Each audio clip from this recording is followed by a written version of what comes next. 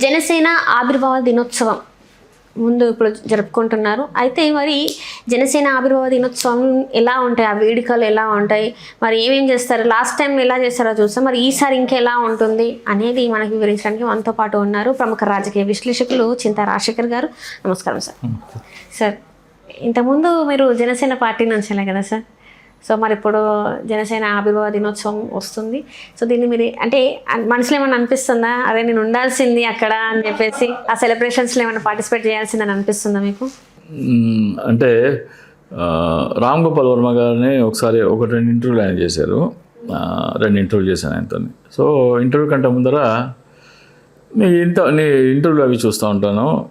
ఇంత సబ్జెక్ట్ ఉంది కదా, ఎట్లా పడ్డావు పవన్ కళ్యాణ్ ట్రాప్లో, నువ్వు ఎట్లా నమ్మావు పవన్ కళ్యాణ్ని, ఇప్పుడేమో తిడుతున్నావు కదా, ఇవన్నీ ముందే తెలియదా, ఎట్లా తిడుతున్నావు పవన్ కళ్యాణ్ని అని అడిగారు. ఏం లేదు సార్, ఆయన మొదటి స్పీచ్ చూసి చాలా నిజాయితీపరుడు, చాలా దేశం పట్ల కమిట్మెంట్ ఉన్న వ్యక్తి అని నమ్మానండి. అందుకని నమ్మకం ఉందంటే ఆయన రామగోపాల్ ఏమో తెలుసా, మొదటి ఇంటర్వ్యూ చూసి నేను కూడా పవన్ కళ్యాణ్ చాలా నిజాయితీపరుడు, చాలా చిత్తశుద్ధి ఉంది, సొసైటీకి చాలా మేలు చేసే రకము అని చెప్పేసి నేను కూడా ట్వీట్లు చేశాను. 1 ఏడాది పాటు నేను కూడా పవన్ కళ్యాణ్ కమిట్మెంట్ ఉన్న రాజకీయ నాయకుడు అని నేను కూడా నమ్మాను. రామ్ గోపాల్ వర్మ అన్నారు. రామ్ గోపాల్ వర్మ అంటే నాకు తెలిసిన ఇంటెలెక్చువల్స్లో నేను ఇప్పటివరకు చూసిన ఇంటెలెక్చువల్స్ టాప్లో ఉన్నాను. నంబర్ 1 రామ్ గోపాల్ వర్మ.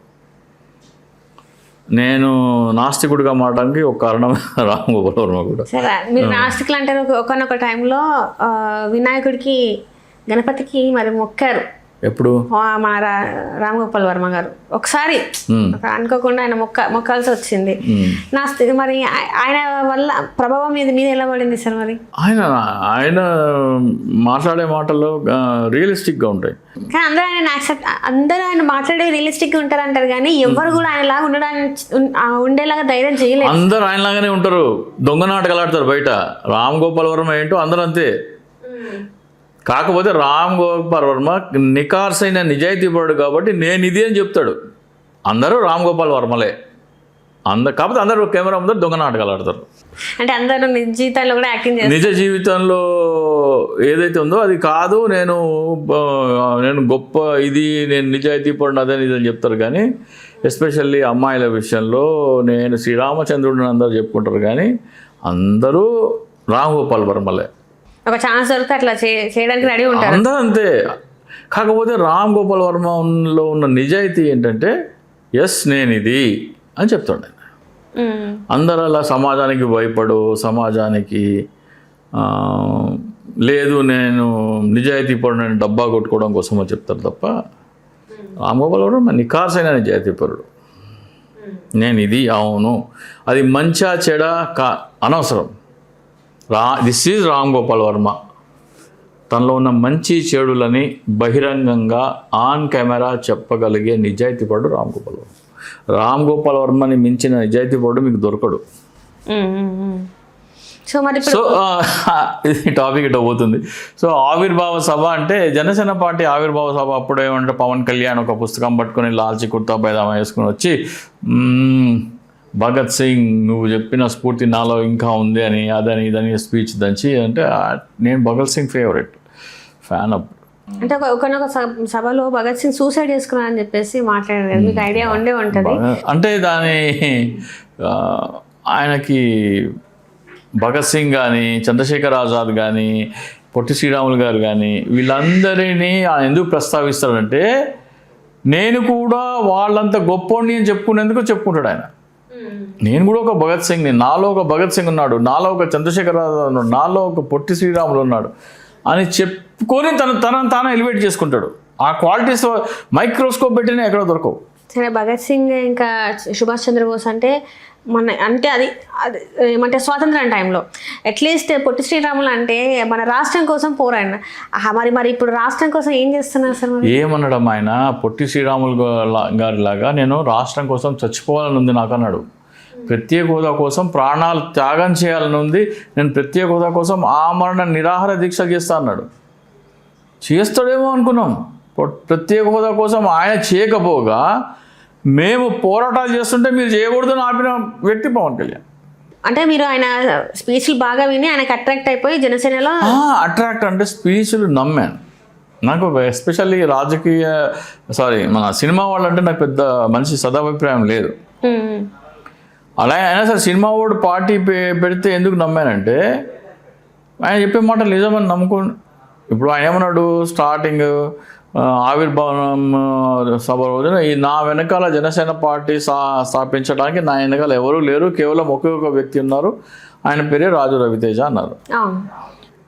ఆ రాజు రవితేజ ఈరోజు ఏమంటున్నారు, పవన్ కళ్యాణ్ సమాజానికి ప్రమాదకారి అంటున్నారు. ఎందుకంటే ఫస్ట్ తను మాట్లాడిన దానికి ఇప్పుడు తను మాట్లాడుతున్న దానికి పవన్ కళ్యాణ్ మాటలకి ఆచరణకి ఎక్కడ పొంతం లేదు కాబట్టి. సో ఆవిర్భావ దినోత్సవం అంటే పవన్ కళ్యాణ్ నేను పార్టీలో చూసిన తర్వాత, పవన్ కళ్యాణ్ని నిశ్చితంగా గమనించిన తర్వాత నాకు అర్థమైంది ఏంటంటే జనసేన పార్టీ పవన్ కళ్యాణ్ది కాదు, అది చంద్రబాబు నాయుడు కాపు ఓట్ల కోసం ఏర్పాటు చేసిన ఒక పార్టీ. దానిని ఒక పవన్ కళ్యాణ్ ఒక కాపు ఓట్ల కోసం కాపు నాయకుడిని ప్రజెంట్ చేసినాడు. ఎందుకంటే కాపులు ఎవరు తెలుగుదేశం కోటేరు. సో కాపు ఓట్లన్నీ వేయించుకొని ఇట్లా ఒక పాత్రలో కాపు ఓట్లన్నీ వేయించుకొని తీసుకెళ్ళి చంద్రబాబు నాయుడు పాదాల మీద అభిషేకం చేయటమే పవన్ కళ్యాణ్కి చంద్రబాబు నాయుడు అప్పచెప్పిన టాస్క్. సార్ మరి ఇప్పుడు లాస్ట్ టైం కూడా చూసాం మనం ఆవిర్భావ దినోత్సవం ఎలా చేశారు ఏంటి అనేది. అండ్ ఇప్పుడు ఏమన్నా మళ్ళీ కొత్తగా ఏమన్నా చేసే అవకాశం? ఆవిర్భావ దినోత్సవం ఈసారి చేయట్లేదు కదా. చేయట్లేదా? మీకు ఆవిర్భావ దినోత్సవం ఎందుకు చేయట్లేదంటే జనసేన పార్టీ అభిమానుల్లో, జనసేన పార్టీ కార్యకర్తలలో జనసేన పట్ల విరక్తి ఉంది, వచ్చేసింది, బీభత్సంగా వచ్చేసింది. ఎందుకంటే జనసేన పార్టీ క్రియాశీలక సభ్యత్వాలు పోయినసారి 12,64,000 ఏమో అయినాయని చెప్పినారు. దాంట్లో ఈసారి సగం మంది కూడా రెన్యువల్ చేసుకోలేదు, సగానికి పైగా. రెన్యువల్ అంటే పోయిన సంవత్సరం మెంబర్షిప్ ఉండి ఈ సంవత్సరం కూడా మెంబర్షిప్ తీసుకున్న వాళ్ళని రెన్యువల్ అంటారు. ఈ సంవత్సరం కొత్తగా వచ్చి చేరిన వాళ్ళ వలన మీకు ఈ సంవత్సరం కూడా 5-6 లక్షలే అంటున్నారు. మొత్తం అయ్యింది 5-6 లక్షలే. అందులో 30-40% కొత్త వాళ్ళు ఉన్నారు. రెన్యూవల్స్ చేసుకుని దాదాపు 3-4 లక్షలే అంటున్నారు. అంటే దాదాపు 75% సభ్యులకి జనసేన మీద నమ్మకం పోయింది. క్రియాశీలక సభ్యత్వం రెన్యూవల్స్ ఎన్ని ఉంటే అంతమంది జనసేన పార్టీని నమ్ముతున్నట్టు లెక్క. పోయినసారి 12.64 ఉన్నాయి కదా, 12,64,000 మంది ఉన్నారు. ఆ 12,64,000 మంది కూడా రెన్యువల్ చేసుకుంటే జనసేన పార్టీ పట్ల సంపూర్ణ విశ్వాసంతో జనసేన కార్యకర్తలు ఉన్నట్టు లెక్క. ఆ రెన్యువల్స్ ఈసారి దాదాపు 3-4 లక్షల కంటే ఎక్కువ లేవు అని అర్థమవుతుంది. అంటే ఇప్పుడు చూసుకున్నట్టయితే కొన్ని రోజుల నుంచి జనసేన పార్టీకి సంబంధించిన కొంతమంది నాయకుల బిహేవియర్ ఏదైతే ఉందో, వాళ్ళ వ్యక్తిగత జీవితమే కావచ్చు, ఇంకేదైనా కావచ్చు, అన్నీ కూడా చూసుకున్నట్టయితే అవన్నీ ఆడవాళ్ళతో ముడిపడి అవన్నీ బయటకు వస్తున్నాయి. సో దానివల్ల ప్రజల్లో నమ్మకం పోయిందనుకోవచ్చా? దాని మీద స్పందించకపోవడం పవన్ కళ్యాణ్ గారు ఒక్కటే కాదమ్మా, సుగాలి ప్రీతి అన్నాడు, ఏమైంది? వినుత ఏదైతే ఉందో కోట వినుత ఉంది, 33,000 అమ్మాయిల మిస్సింగ్ కేసు అన్నాడు, సీజ్ ద షిప్ అన్నాడు, ఇవన్నీ తిరుపతి లడ్డూలో జంతుకోవ కలుస్తున్నాడు. ఇవన్నీ పవన్ కళ్యాణ్ నిజస్వరూపాలు. అంటే ఒట్టి మాటలు మాట్లాడతారు తప్ప పవన్ కళ్యాణ్లో వీసమెత్తు నిజాయితీ లేదనేది ఇవన్నీ ప్రజలకి ఈ రోజున కనపడుతున్నాయి. నాకు 2014 నుంచి 19 మధ్యలో పవన్ కళ్యాణ్ని నేను స్టడీ చేస్తే నాకు అప్పుడే కనపడినాయి. ఈ రోజున ప్రజలకు కనపడుతున్నాయి. ఆ రోజున లోపల కార్యకర్తలకి నిశ్చితంగా గమనించే వాళ్ళకి నాకు కనపడ్డాయి. తర్వాత ఇప్పుడు గంగా సురేష్ బండారు, బల్లే మురళి ఇలాంటి వాళ్ళందరికీ కనపడుతున్నాయి. వీళ్ళు బయటకు వచ్చి మాట్లాడేవాళ్ళు. లాయర్ అడ్వకేట్ రజనీ కానీ, ఇంకో దేవి అని ఒక అడ్వకేట్ ఉన్నారు, ఆమె కానీ, వీళ్ళందరూ కూడా గట్టిగా గలమెత్తి వినిపించారు. జనసేన గురించి గట్టిగా మాట్లాడిన వీళ్ళు స్పోక్స్ పర్సన్స్ వీళ్ళందరూ నన్నప్పుడు పవన్ కళ్యాణ్ ఏమన్నా అంటే వీళ్ళందరూ నాకు ఎగస్గా మాట్లాడేది. ఈ రోజు వీళ్ళందరూ ఏమంటారు, మీరు చెప్తే మాకు అప్పుడు అర్థం కాలేదు, ఇప్పుడు మాకు అర్థం అవుతుంది, మీరు చెప్పిందే కరెక్ట్. పవన్ కళ్యాణ్ మీ పట్ల ఓపెన్ డయాస్లో జనసేన పార్టీలో పనిచేసి బయటికి వచ్చి మాట్లాడింది నేనే.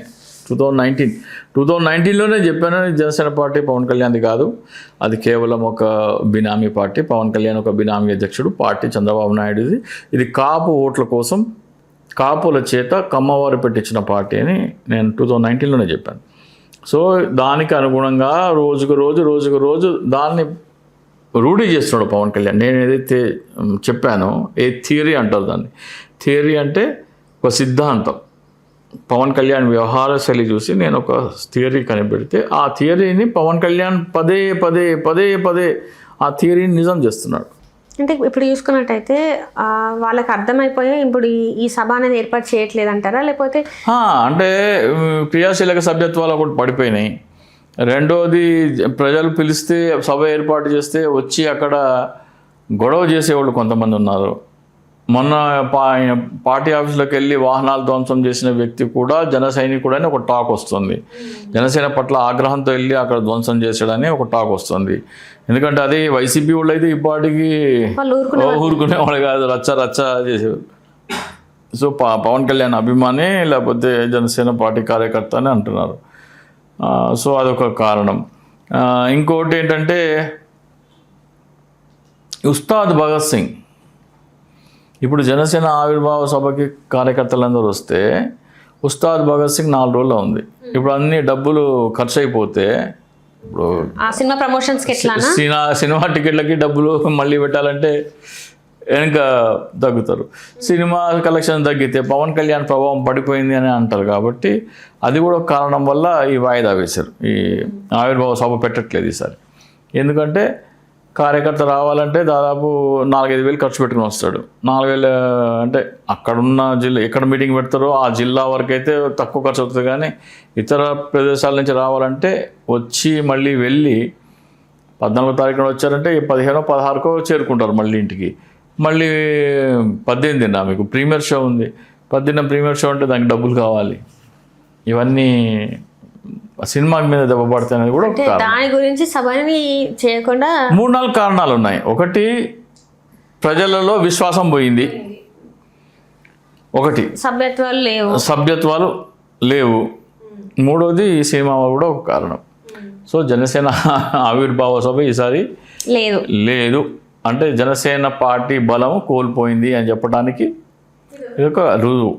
అంటే మనం చూడొచ్చు స్టెప్ బై స్టెప్ ప్రభావం కోల్పోయింది. పవన్ కళ్యాణ్ తన నమ్మకాన్ని కోల్పోయాడు. ప్రజలలో ముఖ్యంగా కాపు సామాజిక వర్గం కూడా పవన్ కళ్యాణ్ని నమ్మట్లేదు అనేది ఈ ఆవిర్భావ సభ రద్దు చేయడానికి ఒక కారణమని మనం భావించవచ్చు.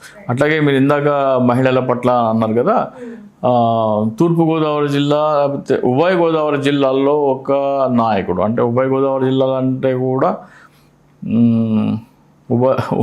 ప్రస్తుతానికి అట్లా పెడదాం.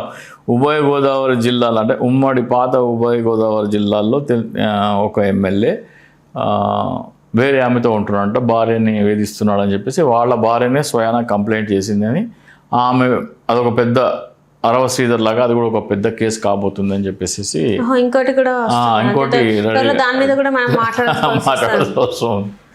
సో ఇట్లాంటివన్నీ జరుగుతున్నాయి. పవన్ కళ్యాణ్ ఏమి మాట్లాడలేని పరిస్థితిలో ఉన్నాడు. సో కాబట్టి పవన్ కళ్యాణ్ నిస్సహాయుడు కాదు. పవన్ కళ్యాణ్కి మాట్లాడాలంటే పైనుంచి ఆర్డర్స్ రావాలి. కాబట్టి పార్టీ పవన్ కళ్యాణ్ అనేది రోజుకి పవన్ అని తెలుస్తుంది. కాబట్టి థ్యాంక్ యూ సో మచ్. నమస్తే. హలో, తెలుగు రాజ్యం ఛానల్ చూస్తున్నారా? సామాజిక రాజకీయ జీవన చిత్రణే తెలుగు రాజ్యం. అతిశయోక్తులు అసత్యాలు ఉండవు. రాజకీయ కోణం కాదు, ప్రజా కోణమే కొలబద్ద. తెలుగు రాజ్యం వీక్షణ మీ ఉత్తమ అభిరుచికి నిదర్శనం.